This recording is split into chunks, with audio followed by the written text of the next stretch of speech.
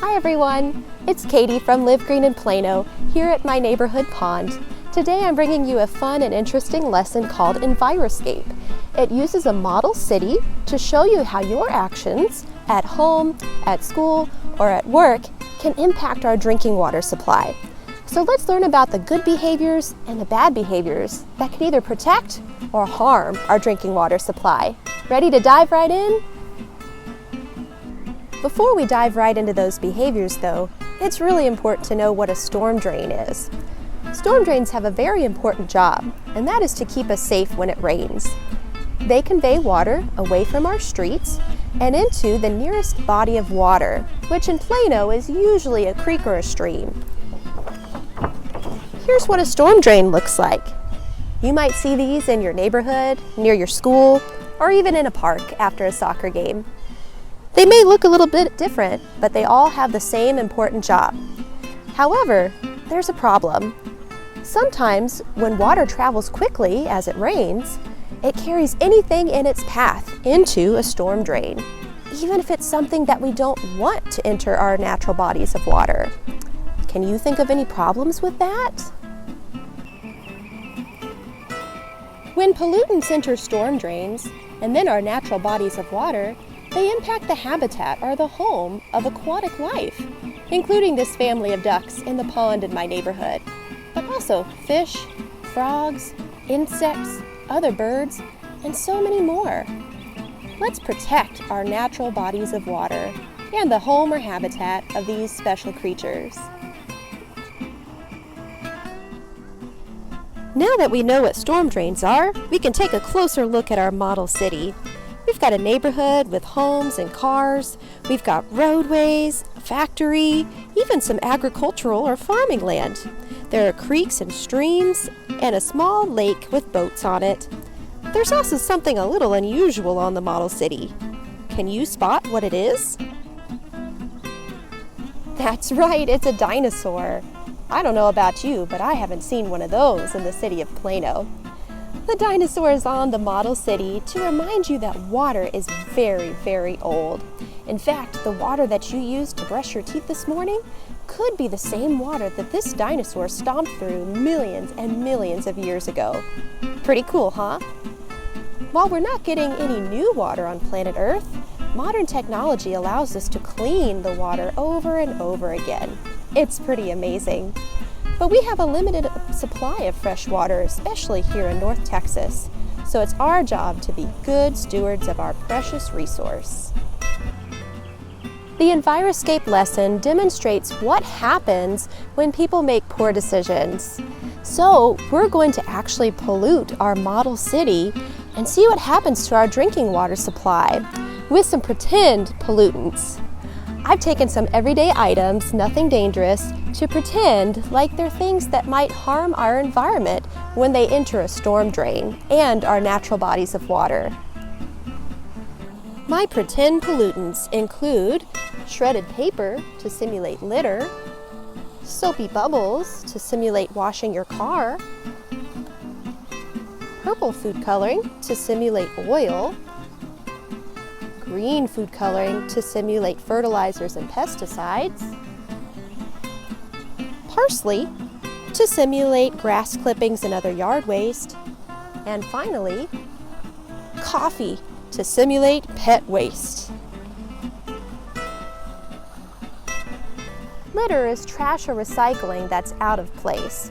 In our model city, there's a lot of litter because people make poor decisions. It's important to always pick up litter as long as it's safe to do so.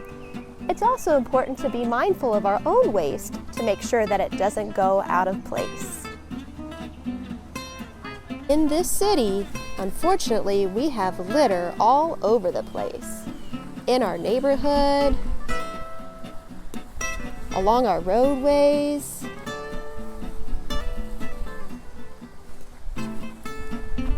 near our farm, and even near places of business. When people wash their cars at home in the driveway, those soapy bubbles run down the driveway, down the street, into a storm drain, and then directly into our natural bodies of water. If you are a fish or a frog, Having soap in your eyes would be so painful. I don't think soapy bubbles are healthy for aquatic creatures, so it's important that they don't enter a storm drain. The alternative to washing your car at home is to go to a car wash, where they have specialized filters that keep pollutants from entering our storm drains.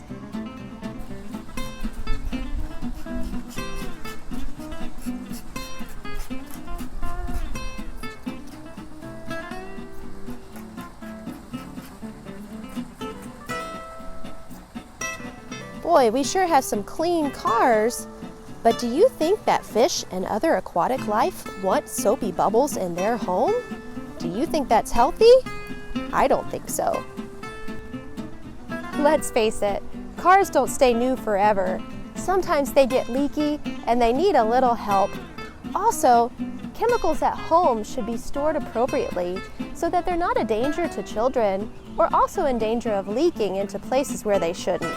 Oil, whether it comes from a leaky car or from improperly stored chemicals, can be a detriment to our watershed.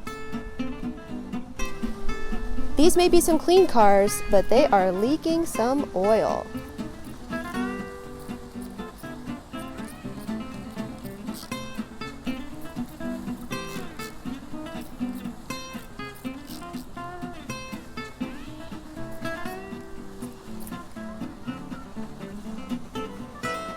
Fertilizer should be used sparingly, according to the directions, and at the right time.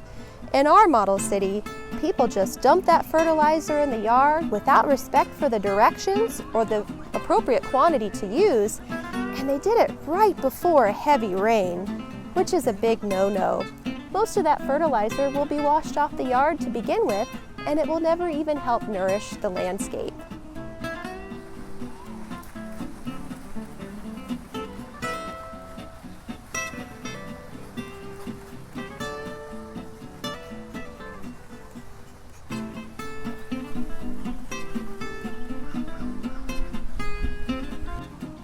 Grass clippings, leaves, and other yard waste should be bagged in paper bags or mulched and left on the lawn. They should never be swept or blown into the street or even into a storm drain. When this happens and they go into the storm drain, they then enter our natural bodies of water. All of that organic or natural material might be seen as fertilizer or good, but actually it can tremendously harm our aquatic wildlife. In fact, when it enters the waterways, it sucks up all the oxygen so that our aquatic life have none left to breathe. Here we have grass clippings all over the streets in our neighborhood. Pet waste is smelly and gross. Have you ever stepped in it? I sure hope not. People in our model city are stepping in it left and right because they never pick up pet waste. That's a poor decision. It's very important to pick up pet waste because, as you'll learn, it is a powerful pollutant that contains potent pathogens or disease-causing organisms. So put that bag on your hand, pick up the pet waste, and trash it, or do the right thing. So in our city, people never pick up after their pup, or do the right thing, as they say. So we have poop all over the place. We have made quite a mess of this model city, with pollutants everywhere because of people's irresponsible actions. I don't know if that's a city that I would want to live in, or if I were an animal, I don't think it would be very healthy for me. Oh, I hear the rumble of thunder in the distance. Let's see what happens to these pollutants when it rains. Do they stay in the same place or do they move?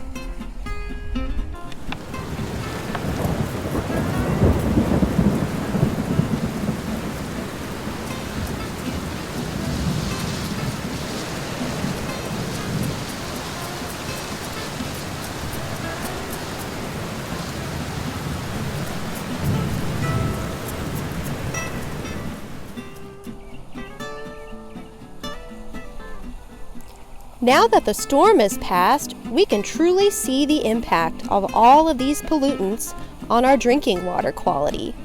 The pollutants move from higher elevation to lower elevation through our creeks and streams, where they eventually made their way into our lake. Is that a lake that you would like to swim in? If you were a fish or a frog, is that a lake that you'd like to live in? I don't think so.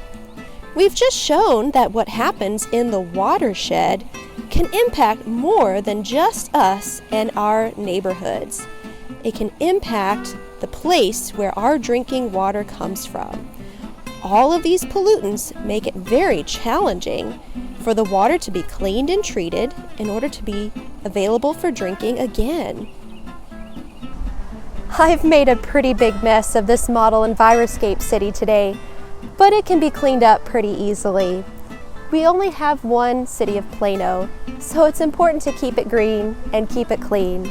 Remember to always pick up litter, to use the car wash to wash your car, to fix leaky vehicles and store chemicals appropriately, to apply fertilizer sparingly and appropriately, to bag or mulch grass clippings and other yard waste, and to pick up pet waste. In doing so, you'll help protect our drinking water quality and keep it clean and healthy. Thanks so much for watching today. Hope you learned a lot, and I hope you stay well and have a great day. Bye.